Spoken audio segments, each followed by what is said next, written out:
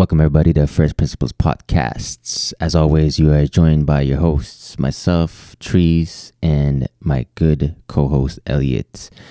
Today, we will be discussing a really interesting subject, something that's very nuanced, that isn't being discussed very much in the mainstream media, in the contemporary news, and we wanted to touch on it, bring some eyeballs towards it, and that is the subject of greening that is being caused potentially due to increased carbon dioxide concentrations in the atmosphere due to more climate emissions. So, of course, climate change, that's been in the news lately. Everybody's been talking about it. The new IPCC report has been referring to it.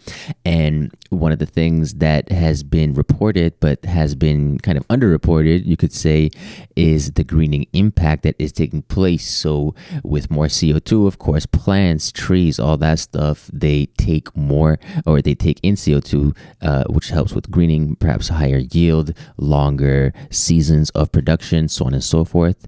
And these benefits are being kind of underreported. So that's kind of what we wanted to touch on this episode. Any thoughts on that, Elliot, before we jump into some of the heart of today's content? Yeah, I mean, this is a topic that is very interesting. There is a lot of unknowns surrounding it still, and we want to bring some clarity to it. Well, what we can, based on what we know and what we've read and seen so far. And I did want to say that, there might be the criticism out there that this is, nitpicking what we're about to talk about. But we want to say up front that this concept of greening that's driven by increases in CO2, we're not saying this is going to save us from some of the detrimental impacts of climate change. We're here to do, but we do want to talk about what it is doing. And the reality is, it doesn't matter where you are on the political spectrum. The concepts that are associated with climate change are going to be brought up, and people have no problem nitpicking them from different angles. And we're going to bring of nitpicking on this subject that definitely don't tell the whole story. Often just portray it in a negative light and expose that for what it is. There is some good that will come of climate change. It's not all doom and gloom. So with that, I have found some clips, and actually I should back up here and tell you how this came to be. So I heard this very interesting segment on another podcast about a local news outlet providing this, one-sided story about what the impacts of more CO2 in the atmosphere had on plants, and you'll see when we get into it more about what it's really about. But I was struck by just how one-sided this clip was, so I went online to try to find it, and I was surprised to come across multiple versions of this idea being presented from different news outlets over the last 10 years. And it shocked me. And what I've done is I found 3 clips taken from different times, first starting in 2013 from US Today, talking about this topic. But you want to just roll it and we'll go from there? Yeah, and I just want to touch on that. This whole subject is kind of being really touchy with people when I feel like it shouldn't be. It should be kind of seen as like a positive thing that can be taken from some of these negative news, but it seems like people are really clinging to the doom and gloom narrative. I think why that's kind of like the thing, maybe the angle that I want to highlight from my side is just like people who want to capitalize off of this doom and gloom idea, this notion, because there's value in it. You know, when there's a crisis, there's an opportunity. Every crisis creates some opportunity to pass some sort of measures, pass some sort of policies you wanted to get done, but maybe you couldn't get the support beforehand, but now all of a sudden the crisis creates the parameters for you to pass these things forward. So it's almost like they want to hold on to this, and they won't even like give this small bit of potentially good news like it's due. You know, you'll see articles, which we'll get to later in this podcast, from New York Times, for example, that totally just crap all over any research as such, because they're like, oh no, this is bad news, we shouldn't be hopeful at all, like don't get too excited, and they'll list a bunch of reasons that are just like really silly. So yeah, to me that's just the interesting part, that this whole doom and gloom narrative that's taking place in mainstream society, and where that's coming from. Is it true? Is it warranted? Maybe not, based on some of this research, and we'll get into all that good stuff. Yeah, I think that's a good point to make.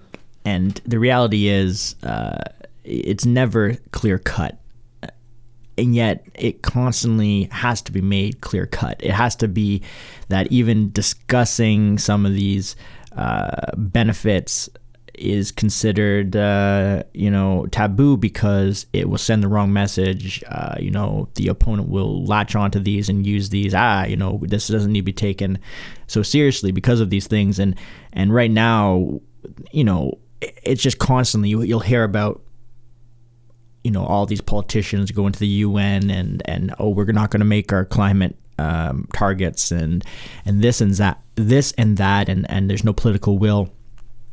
And you'll have Greta up there saying blah blah blah. That's all people are saying, and nothing's happening. And you can focus on that, and that can infuriate you, but it's not going to do you any good. We're here as engineers. Engineers try to find solutions to problems.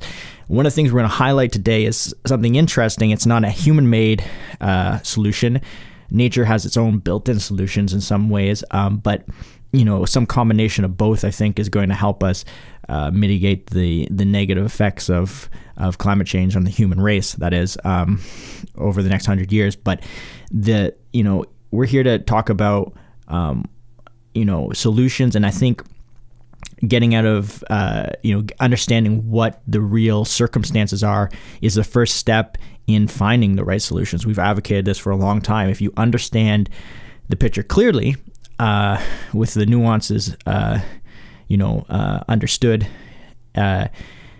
then you are in a better spot to come up with solutions that are actually going to hold, and maybe not make the mistakes of just trying to wait for politicians to enact something that you think is going to solve this issue. This is we're talking about changing people's mind about the way they behave when they navigate their lives, and how some of the decisions will that they make with consumption and understanding the world will lead to beneficial outcomes. But you turn on the TV. I'm not a cable news watcher. It just shocks me when I see clips from cable news and think this is what people watch. And it struck me recently, actually. I've been traveling a bit. That's partly why these episodes are coming out so sporadically. We haven't had a chance to sit down and do as many. But when I'm in a hotel room, sometimes, you walk right in the hotel, there's a TV playing with whatever CNN, whatever local global news will just be playing nonstop in the kind of foyer of the hotel. And then some of these hotels will have the audacity to have the TV playing when you enter the room. Oh, it's like I have to turn it off to before, when I get in, and it's just like you kind of wonder, like that is just such a absurd idea that this stuff is just being broadcasted out there and consumed at that level by some people. But I mean, it doesn't help that these hotels are just normalizing it, basically. They're just like throwing that out there, like without you even wanting it necessarily. But I want to focus on just like the whole idea of trying to understand what's really happening here with the whole greening effect and how that ties into the whole global warming, climate change picture, because I think that's important to understand when we're looking at the full picture and trying to understand things as we do from first principles, because part of that is to look at data which maybe you didn't expect or you didn't see coming and put it into your model and see how it changes things. But what I don't like is when people try to downplay it or try to brush it aside as though it's not important, and kind of discredit it because it maybe goes against their narratives or whatever, and it just kind of like shows their biases. Maybe it kind of like maybe exposes some people, if anything. So to me, it's important to, okay, we have ideas of climate change. If there's some things that come out from the research that maybe can help ameliorate the situation, then we need to take a look at that. And how can we, it's like looking at a business and seeing where we can improve. And sometimes it's the place where you're doing good, you improve those things even more. You can get even more value than improving other things that you're doing bad. You know what I'm saying? Like, it's kind of like a weird thing. But yeah, let's get into these clips and get some better idea of what is being put out there, or kind of like some of the things that we found anyway. So you want to just introduce this first clip that we're going to be taking a look at? Yeah, sure. Like I said, I found a bunch of clips, and I've only chosen 3 of them that cover the same topic. The first one we're going to listen to is from US Today, and it was put out in 2013.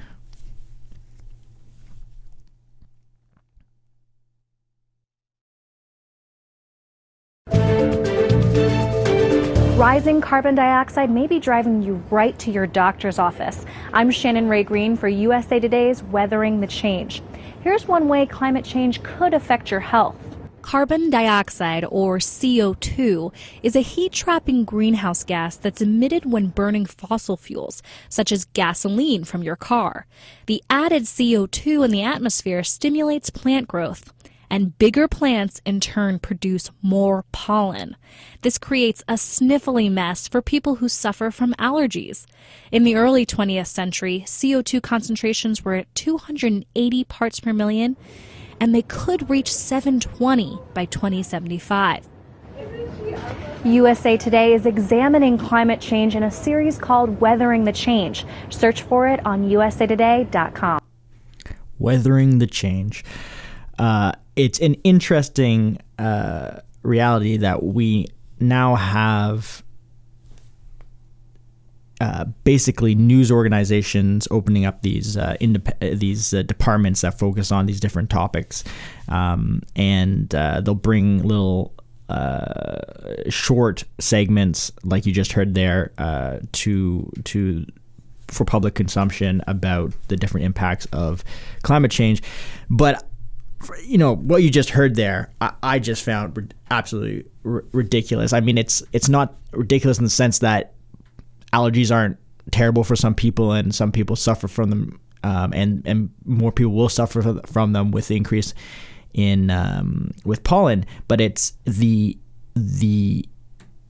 angle of talking about, we have more CO2 in the atmosphere, and this is having this effect as being a fertilizer to enhance growth of plants, and this is being painted in this segment so specifically towards the increase of pollen and what that will have on people with allergies, because that is just one minuscule component of what this excess CO2 fertilization could mean for us. What did you think of that when you heard that? Yeah, I think when it comes to like CO2 and its impact on pollen, okay, you can say, yeah, there might be more pollen being generated due to increasing yield or increasing photosynthesis by those plants.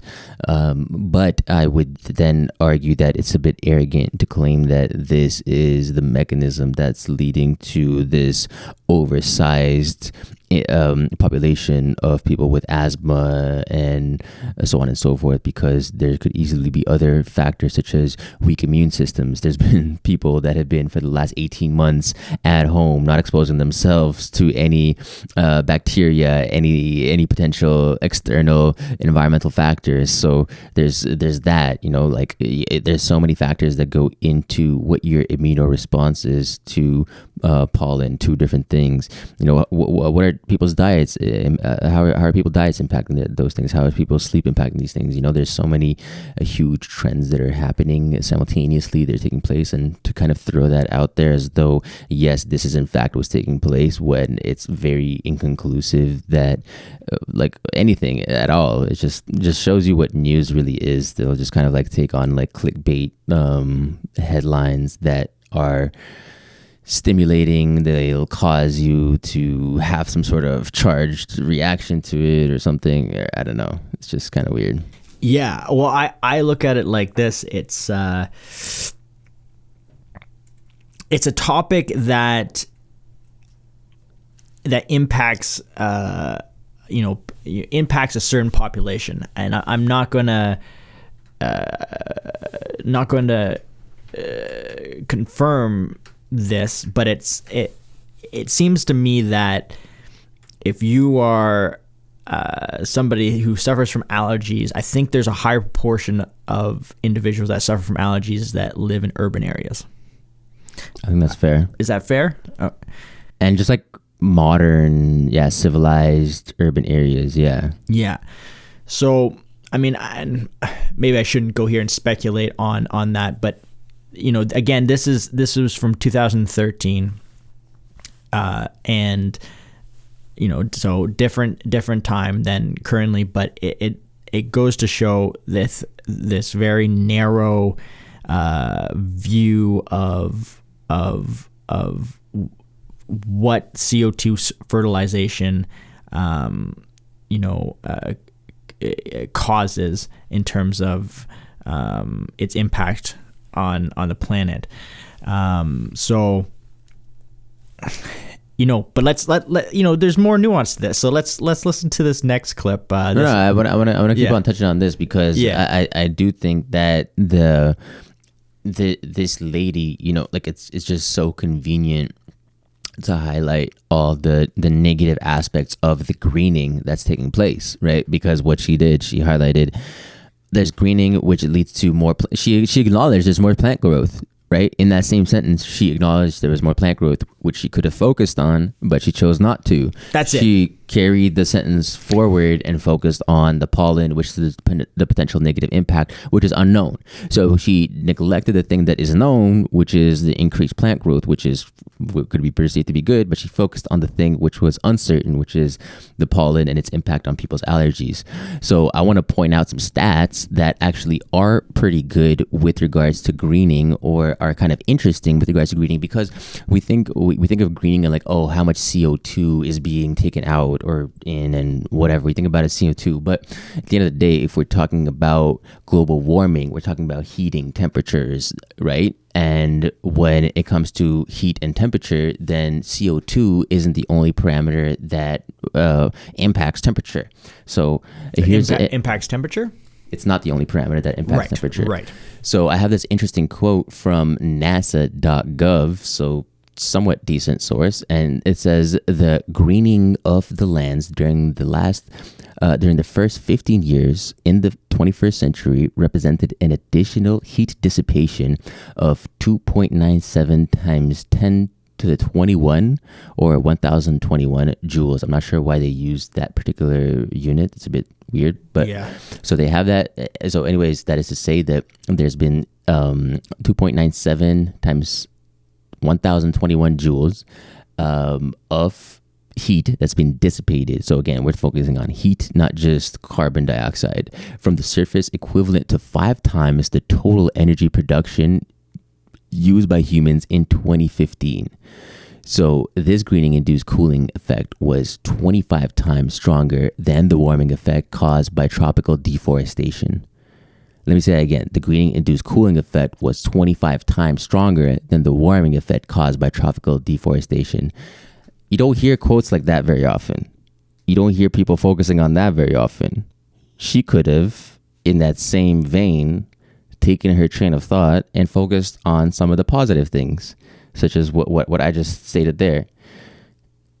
That's no small thing. Freaking, when we talk about heating and cooling, that's ultimately what we want to focus on, right? It's not just CO2. It's what the CO2 lead in terms of temperature, and then the impacts and so on and so forth, right? So if we want to look at the more fundamental thing of heat, temperature being the issue, then we have to look at kind of some of the other parameters, not just CO2, and realize, okay, there's actually some other benefits taking place here. Yeah, and I mean, obviously we don't need to beat the dead horse on this. Obviously, news media is slanted. Yeah. But I would like to go back to what you just read there. Can you break that down again, like just summarize it? Because I think that's important for people to hear. But it might have sounded a bit technical from the first reading. Yeah, let's try that again. Sure. So it says, the greening of the lands during the first 15 years in the 21st century represented an additional heat dissipation of 2.97 times 1,021 joules from the surface. So in the first 15 years, meaning from 2000 on to 2015, we were able to dissipate that much heat due to the greening from the surface, which is equivalent to 5 times the total energy produced and used by humans in 2015. So in 1 year of heat generation, we were able to negate it by 5, which is kind of crazy when you think about it, because it says, again, from the surface equivalent to 5 times the total energy produced and used by humans in 2015. This greening-induced cooling effect was 25 times stronger than the warming effect caused by tropical deforestation. So we hear a lot of it talk about, deforestation is leading to global warming, the Amazon, it's the lungs of the earth, so on and so forth. But we come to realize that the greening that is taking place is actually having 25 times more benefit than any deforestation that's taking place. Interesting. This is from NASA. That's wild. That's wild. That's fucking wild. NASA.gov, son. What you know, if you trust NASA as a source, anyways. And then I found this other quote from phys.org or something that was really, I think, funny. And it says, phys.org. So they had an article titled Plant Greener Globe, something like that. So and it says there's a quote in there which I want to highlight. It says, "It is ironic that the very same carbon emissions responsible for harmful changes to climate are also fertilizing plant growth, which in turn is somewhat moderating global warming." Right? So kind of alluding to what I just mentioned. Says study co-author Dr. Jarl Bjerk of the Norwegian Institute of Nature Research or whatever. But I would say to Dr. Bjerk, in all due respect, that it's kind of not ironic, because if you know anything about chemistry, biology, there's always countering reactions that take place, and there's equilibrium that's reached when you have something that is at a stasis, it's static, and then it shifts one way. Oftentimes there's things to counter and shift that balance in the reverse order to re-equilibrate things. And an example of this is in chemistry, when you hear of Le Chatelier's principle, which was when you're looking at chemical reactions and finding equilibrium between chemical reactions, because you have forward and backwards reactions. It was essentially saying that whatever you do to a reaction that pushes it forwards or backwards, whether it's producing more of a product or more of a reactant, so moving forward or backwards, the reaction reaction will naturally respond in a way where it counters the impact or the input that you put to push it. So if you push it one way, it'll push naturally and equilibrate the other way. So it's just to say that there are many different mechanisms built within nature that when things get pushed too far one way, there's a counterbalance that takes place and it pushes the reaction, or in a bigger sense, something like this of this nature, when talking about like a whole global system of carbon and sequestration and all that stuff, pushes things in the other direction. So to me, it's not that surprising. No. In fact, it's not surprising to anybody who studies science. But this guy's a doctor, bro. Dr. Jarl Berg of the Norwegian Institute of Nature Research. Yeah. I gotta Google this guy. Who the hell is this guy? Who is he? But I wanted to let's break it down a little bit, because to us, all these concepts are very usual. They're something we see in our day-to-day work, but for some people, there's the basics they have to understand. So we can talk about plants, photosynthesis. I mean, if you went to high school, this was broken down for you. You have plant matter, leaves, basically. They take in sun, they take in water, they take in CO2, and they create sugars. And these sugars are used to build up plants, trees, sugars. And the sweet sugar. Yeah, those candy cane trees that we're building. And one article that I read in preparation for this was about carbon sequestration. Can't even say that. Let me try that again. This has been a problem word for me all day. Sequestration. Nice, you nailed it. Yeah, second time's the charm. Nailed it like a 13-year-old Chinese girl at the Olympics. I don't know what to make of that. Yeah. I mean, they're good at their gymnastics. They'll nail the landing. They stick it. That's right. They stick the landing. I gotcha. Okay. Well, no negative connotations there. Good. So the trees, forests are fascinating, and they are interesting because they are one of the largest plant forms on the planet, and their ability to actually create a net effect in terms of removing carbon from the atmosphere and locking it into a solid form, I don't think is done by any other plant in large scale. I mean, there's got to be engineered, designed systems that people have made that can be comparable to it, but trees are fantastic for capturing carbon.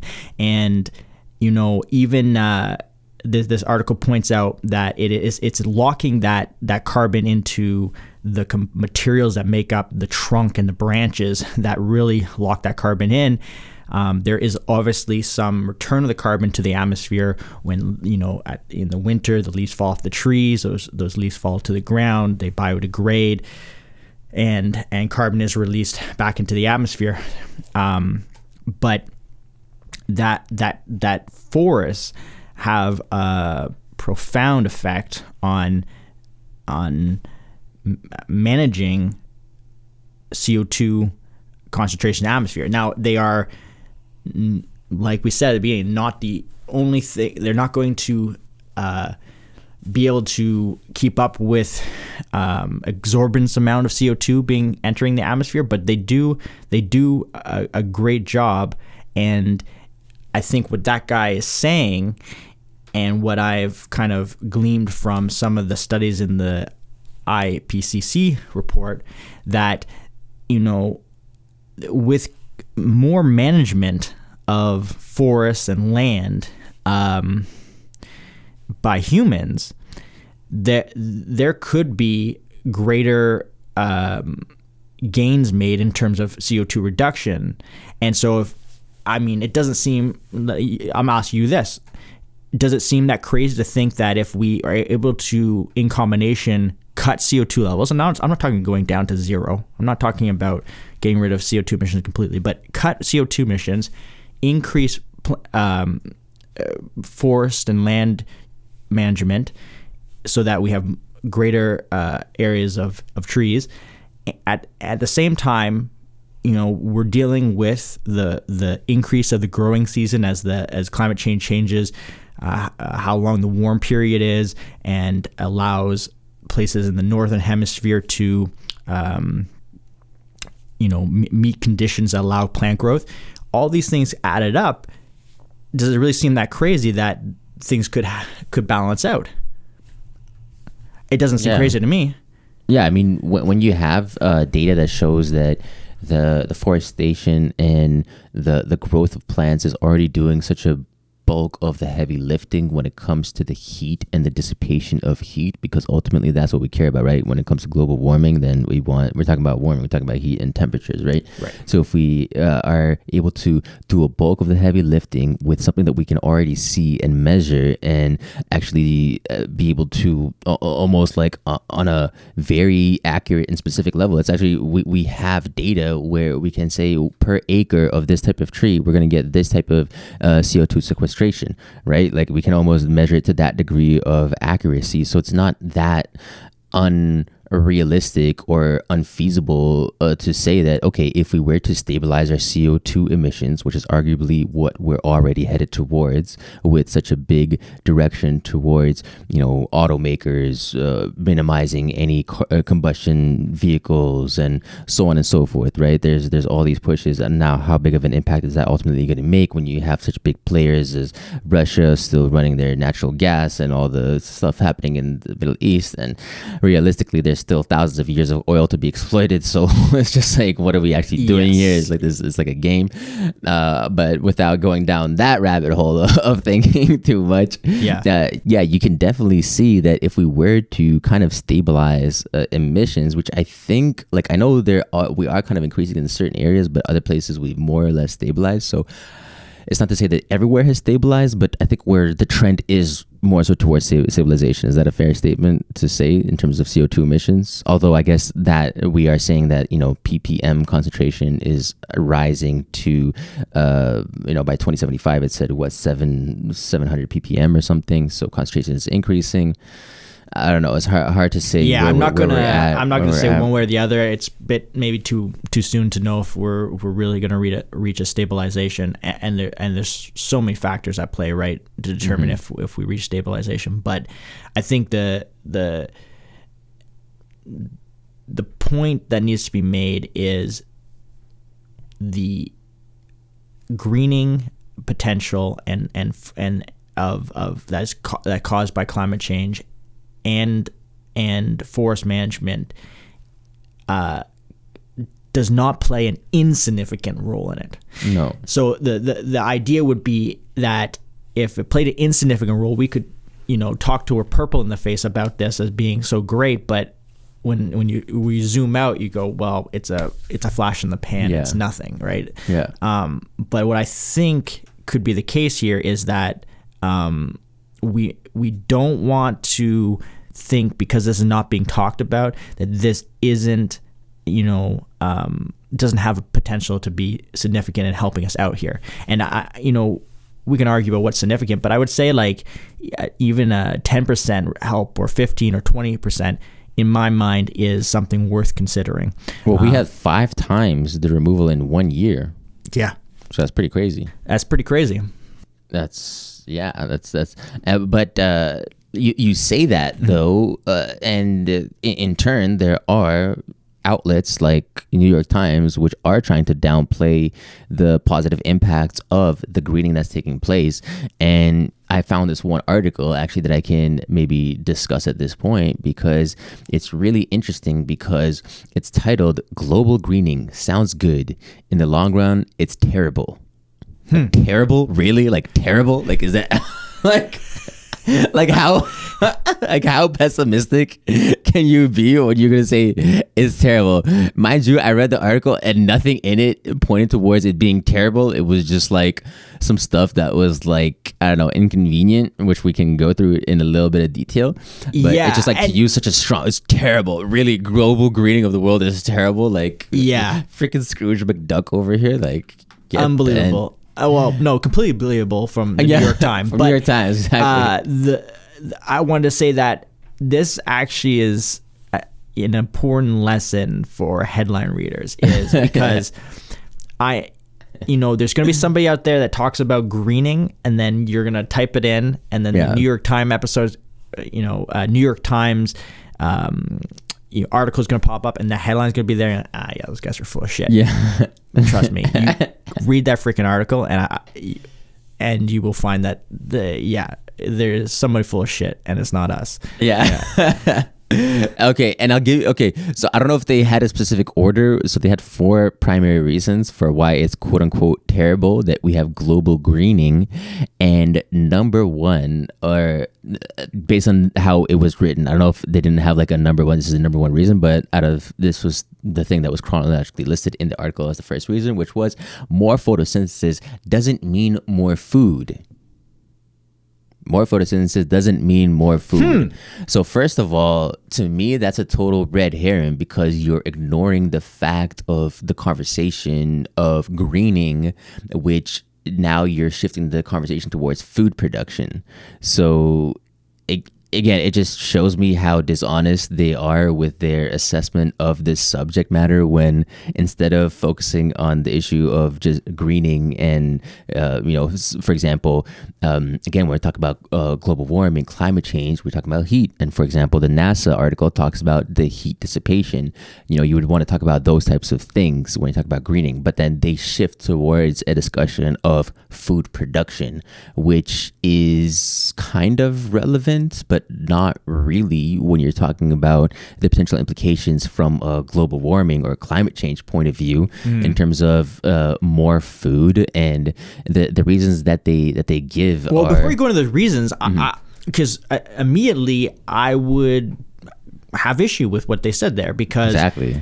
We know that methods to capture nitrogen fertilization, was it Hubbard was his name? It was Hubbard, and the Haber cycle, the Haber cycle, right? The nitrogen led to crazy advancements in terms of how much food you could get off the land, because when you fertilize, you grow things better. You can grow more, you can grow faster, all this stuff. So CO2 is one component of fertilization. Exactly. There's obviously, you need water and you need other fertilizing agents as well. But so, I'm curious, like, what are they going to say here? Because to me, it's like it's like you're adding a bit more fertilizer that obviously should help plants grow, and that's what it's doing. But why is it not helping with food production? Right. So naturally, your instinct was like bullshit, right? Okay. Right. More photosynthesis doesn't mean more food. You're going to be like bullshit, because by definition, photosynthesis is the process of taking out freaking carbon dioxide, freaking the sun and water, and you're making biomass, you're making plant matter out of that carbon. So it's literally which is where food comes from. So putting that aside, though, it says, yes, we now get far more food from each acre of farmland than we did a century ago, but extra carbon dioxide only accounts for a small fraction of the increase. So what? In the first sentence, they contradict themselves? The second sentence. The second sentence, unbelievable. They write the titles just to outrage you.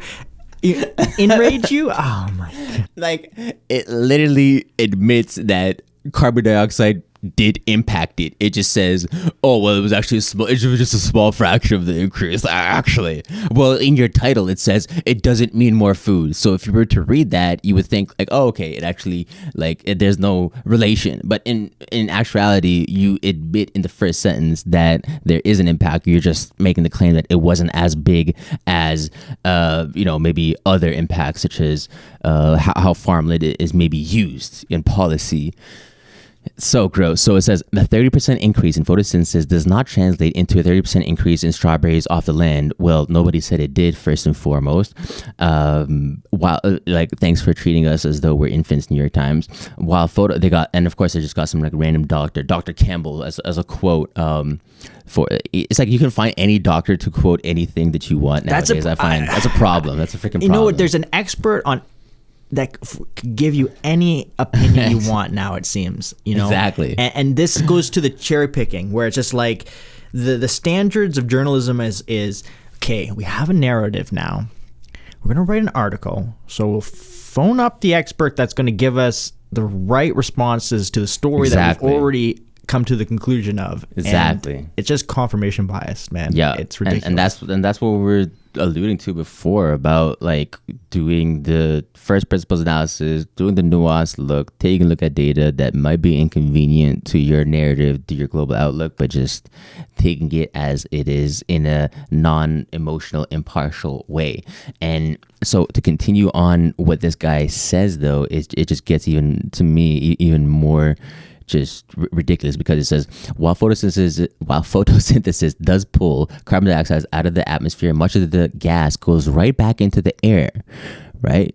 And the reason, at night, the chemical reaction in plants essentially run backward in a process known as respiration. Plants pump out carbon dioxide instead of pulling it in. So reading that, you would think that respiration is actually a pretty big factor, and photosynthesis, it's going up, but whatever, respiration, it doesn't matter. But it's like, dude, everybody knows photosynthesis is what plants do. Respiration isn't what plants do. Respiration is what people do. People put out CO2.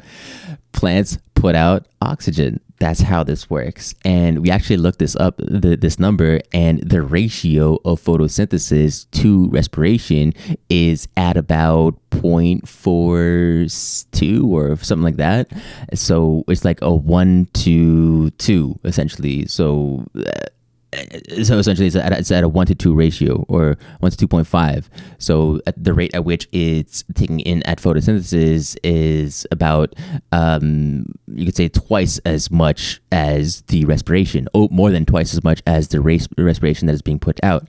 So but then the way that it's worded is that, oh no, it's not a big deal because much of that gas goes right back into the air. Again, they're just trying to downplay the whole impact, and just, it's like they can't give one small win. They can't give one small win. So it's just so gross. And I wanted to say to that, it's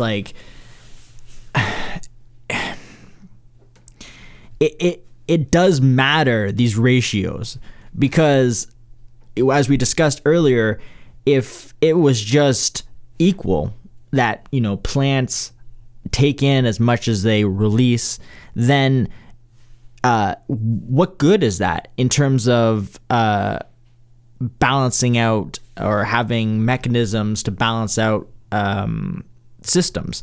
There has to be, I guess this goes back to understanding of chemical and biological systems. If things were always equal, the ability and not dynamic in their ability to change under certain circumstances, then things would spiral out of control really quickly, right? And what's laughable, going back to that clip about pollen growth and greening and stuff like that, is that essentially, in a weird way, these articles, these newscasts are saying plants are bad, which is crazy. Yeah, it's and it's I mean, I can't believe they can't step back and see the forest from the trees. Well, I don't know if they're saying that they're bad. Like maybe that's a bit too far. Are they saying that? Oh, is them? it? Why don't we play the next clip? Okay, all right. Maybe I stand corrected. Clip number 2. This is a local TV bit from 2019. You want to set it up some more, or just take a listen? Yeah, I think if I remember correctly, it's who's it associated? So it's a local channel, and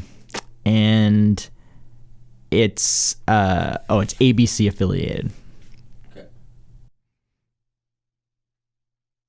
Have your eyes been itching and watering lately? They are common signs of allergies, right? And this year, the suffering could end up being a lot worse than usual if you haven't felt it already.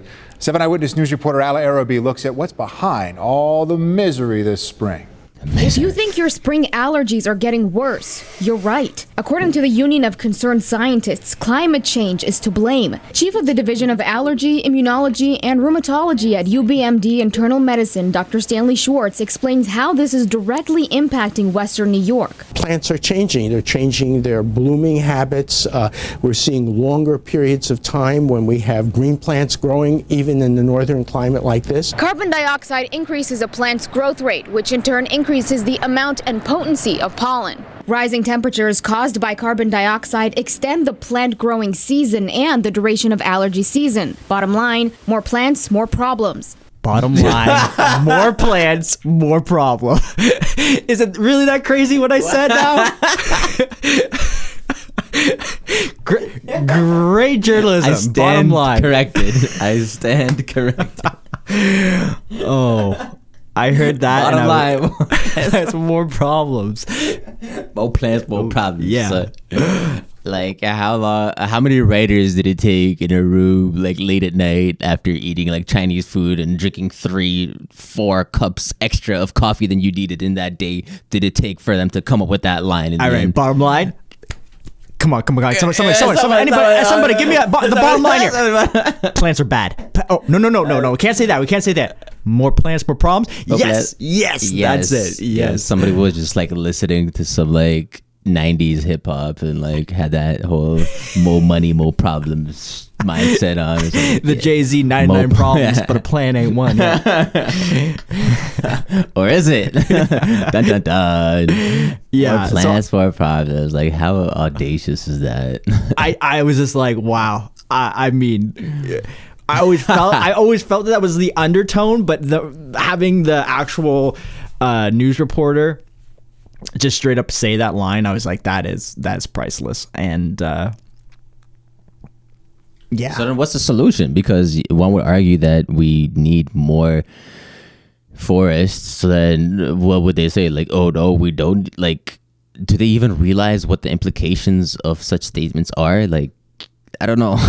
It seems it's just, I don't know. People put such bullshit out there, but you don't even, honestly, do you know what you even say with, like, I don't know. I would argue some people don't know what they say, because I also learned recently that some people didn't realize that the same CO2 that carbonates your drinks, your sodas, your beverages, this is the same CO2 that we're talking about when it comes to atmospheric CO2.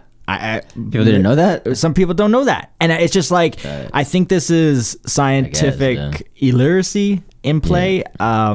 But it's like, yeah, I don't know. I don't know if they quite realize what they're saying, but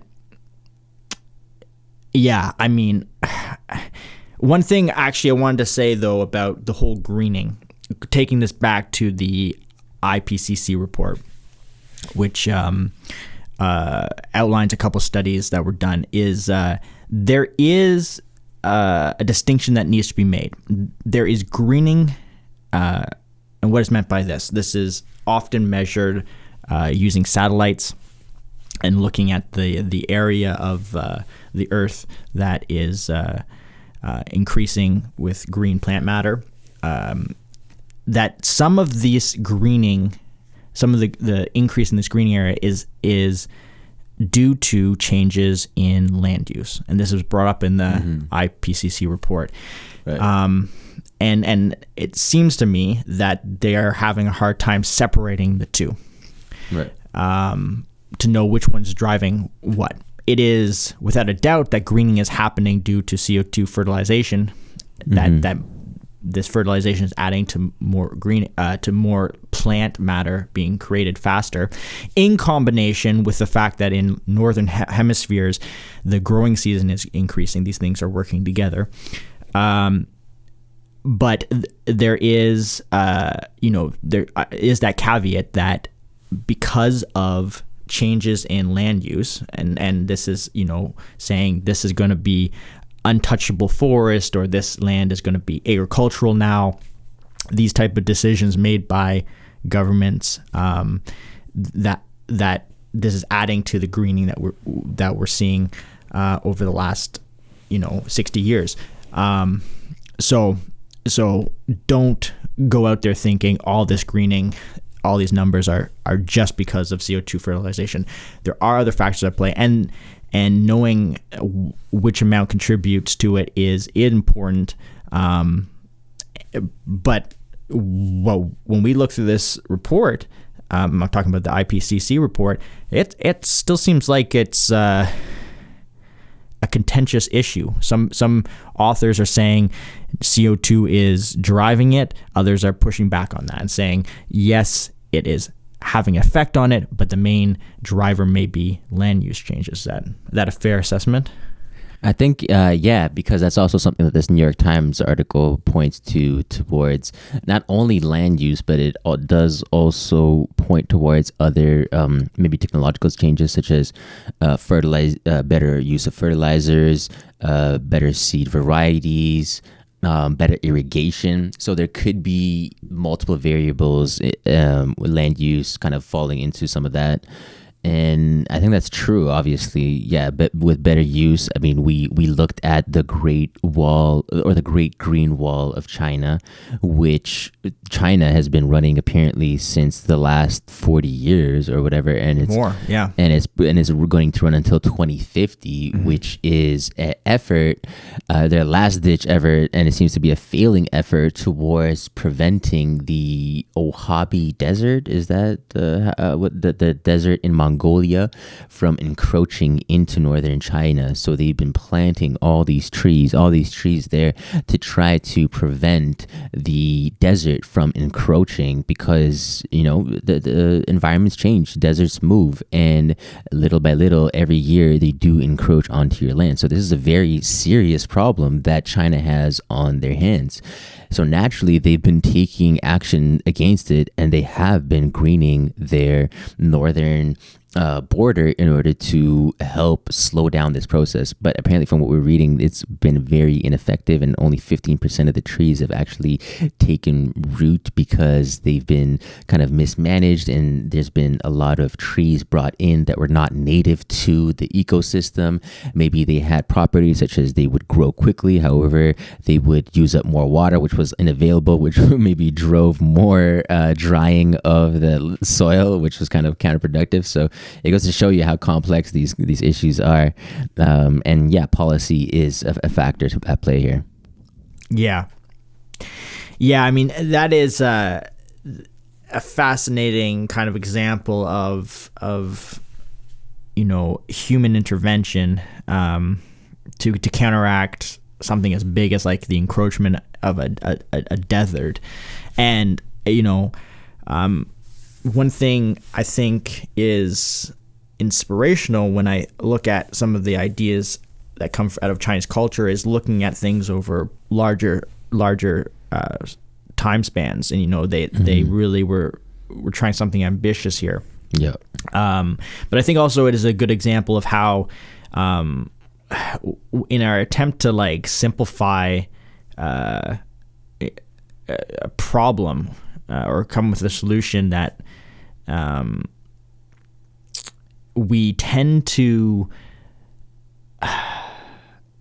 forget some of like the fundamental principles that you can observe in nature, and just like discussing monocrops in this example, had they mixed the variety of trees and taken 3 instead of 1, I'm not sure 100% what the details are on this, but on this project. So they might have tried more trees than just this one type, but it seems to me that, this is an example again of oversimplification that led to failure. And monocultures are, never seen in nature, and there's a reason for that. And it goes back to this kind of give and take and balance that tends to work its way out whenever there is a monoculture system. The diversifying of that system leads to a stronger system, because things have strength and other things have weaknesses, and they work together that way. And that actually reminds me of what happened in North America, and it kind of shows to where sharing information can be beneficial and kind of learning from history can be beneficial. Is that in North America, there was a similar issue in the 1930s where they had the Dust Bowls, right? Where they had severe mono crop agriculture and overuse of land, which led to essentially draining the land of all its nutrients, all its resources, all its water, really depleting the land, and to the degree where the soil would just be turned into dust, and you had these crazy dust storms, which again kind of maybe kind of like a side point, but yeah, shows to how some of the impacts of how monoculture and inappropriate use of land can kind of have downstream negative consequences. Yeah, that's a good example for sure. It takes long periods of time for you to see that, of course, but it's interesting nonetheless. They represent learning opportunities, and the best thing you can do is not let those opportunities go to waste. Exactly. Just as humans, we just have such short-term memories that we forget what happened 50 years ago, let alone what happened in like 1930, almost 90 years ago. That sucks. Yeah. Yeah, and that's a big problem when we're talking about trying to tackle something like climate change, because it really will take an exerted effort over a long period of time, and people remembering the objective and following through to combat this. And it's sometimes that's hard with the 4-year political cycle or whatever it is for these long-term plans to come to fruition, but they are much needed in some of these bigger scale problems. Mm-hmm. So maybe we do need AI to solve these issues after all.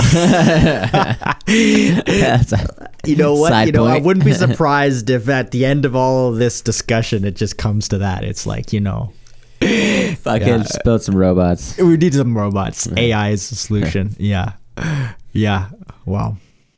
It's like that Saturday Night Live thing with Will Ferrell. It was like, more cowbell, more robots, more robots, more AI. Needs more robots. It needs more robots, more AI. Yes.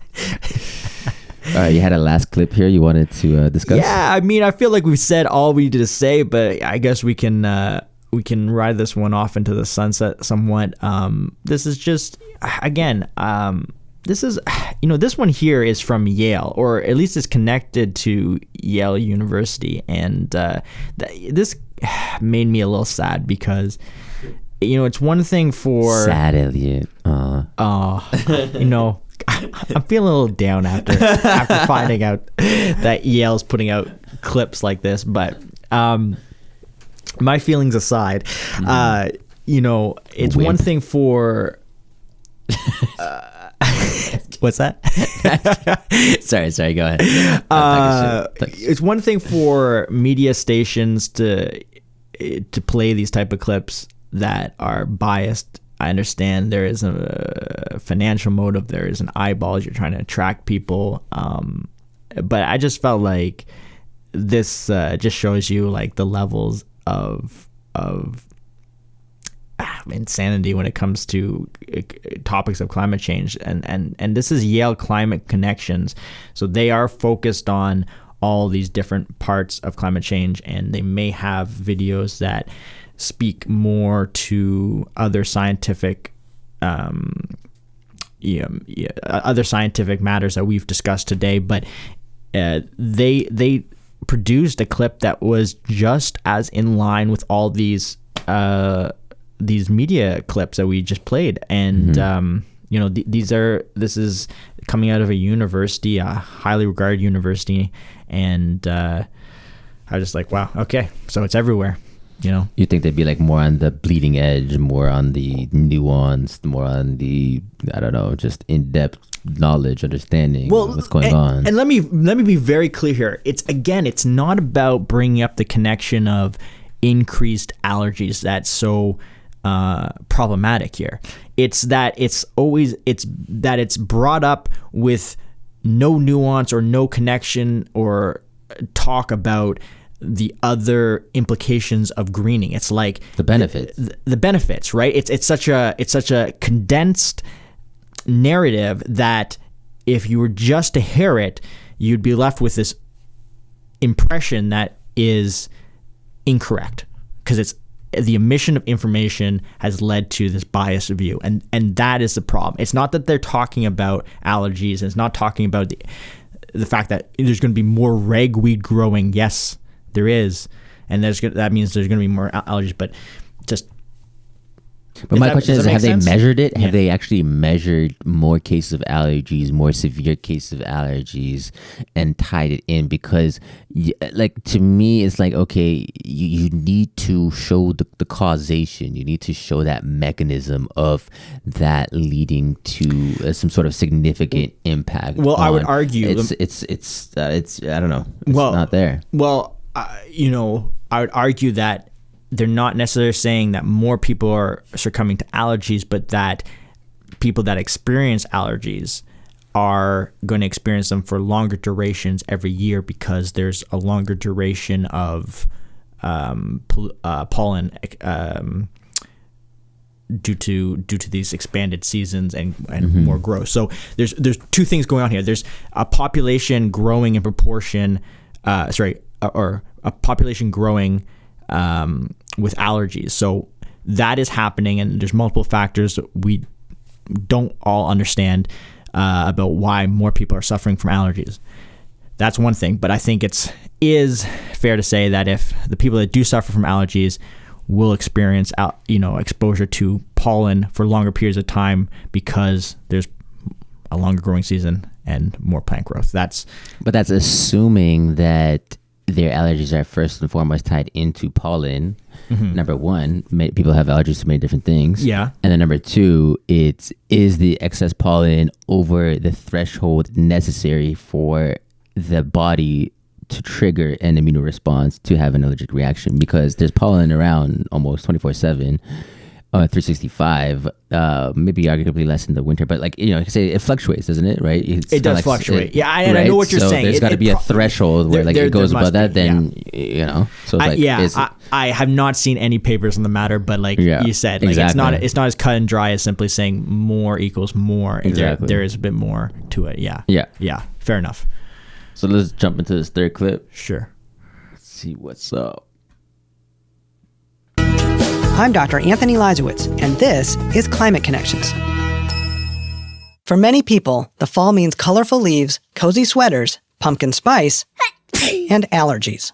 In late summer and fall, ragweed blooms and releases pollen into the air. It affects our eyes, our nose, gets into our mouth. Linda Walden is a family physician in Cairo, Georgia. She says the pollen triggers an inflammatory response in the body, with symptoms ranging from itchy eyes and a runny nose to congestion. It can also worsen asthma, especially in children and older adults, and it can cause a worsening of COPD. And climate change is making the problem worse.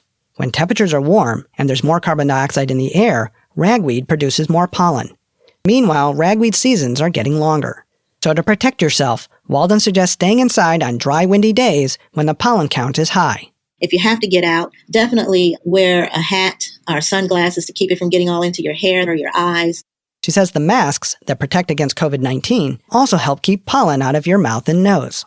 And for allergy sufferers, medications such as antihistamines may provide relief, so they can better enjoy the beauty of fall. Climate Connections is produced by the Yale Center for Environmental Communication. To hear more stories like this, visit climateconnections.org. And I forgot that I sped up the whole clip by 1.1. That's why everybody kind of sounded like they were chipmunks. Okay. That was actually a man speaking, and it sounded like a woman. But that clip there was emblematic of that sentiment. Exactly. Thank you. And I mean, I just think it's always funny when you'll hear somebody say, if you have to go out. And I know that's something that's come about in the last year because of the lockdowns and COVID and everything. But like, if you have to go out, it's like, it was such a ridiculous statement. What a ridiculous statement. As if we're all going to spend ourselves. To go out. I don't know, like. Just in case you have to go out. Yes. Normally you wouldn't. You just enclose yourself in your house. And, and that's just like it. It's like I'm lucky, I'm fortunate. I don't suffer from extreme allergies, but it's just like when someone says that, I just think, are people with allergies just looking at outside the window like, God, the world is against me? Like, it's just like, if I go out there, it's a war zone. I gotta put my sunglasses, my COVID mask on. I do know some people that suffer from some bad allergies from like hay fever, which is like directly tied to pollen, and it can be pretty bad, and you know, it does mess with their whole day. And I know certain cases where it can be that bad, but again, it's like, of course, like what population of the public, you know, what percentage is going to be impacted versus, again, like what is the net benefit versus the net cost? That's ultimately the conversation I think that we're alluding to. We're not saying that we don't feel bad for people for having to potentially undergo more of an allergic season. That really sucks, and I feel bad for you if you do have to go that. But it's just to say that when we're talking about these subjects, then you have to look at the net benefit and net cost, and like if there are benefits, then we should talk about those alongside those costs and not just focus on the costs exclusively. I think that's kind of like, from my point of view, what I want to bring people's attention to. Yeah, come on, discussion. Yale. Yeah, Yale. Climate connections. Trash. Unbelievable. Bunk. Yale, freaking, what are they? Ivy League. Ivy League. Universities are dying. Let's face it. Yale. It's all just a name. Give it 15, 20 years. I don't think it's really going to matter. Anyway, that's a whole other discussion, though. Yeah. I think we talked a lot today about greening, CO2, how that's impacting the greening that's taking place, some of the positives, some of the negatives, how it's being discussed in media. And yeah, any closing remarks on that, Elliot, before we sign off? Don't trust headlines. Don't trust headlines, yeah, as we learned. Don't trust headlines. It sucks if you have allergies. You might have a slightly longer allergy season. I feel for you. There are some positives to take away, and let's just try to look at things from a balanced, nuanced point of view. Here. All right. So that was First Principles Podcast. We talked about IPCC greening. This was another episode in a series dedicated towards the climate change IPCC report more broadly. And if you like that, please check out our website, firstprinciplespodcast.com, to find more episodes. You can find us on any of your favorite podcast platforms, from Apple Podcasts to Spotify to whatever, Google, all that stuff. And we'll catch you guys next time. This is Trees with Elliot signing off. We'll catch you guys next time. First Principles, breakdown from the ground up. Here. Peace. Peace.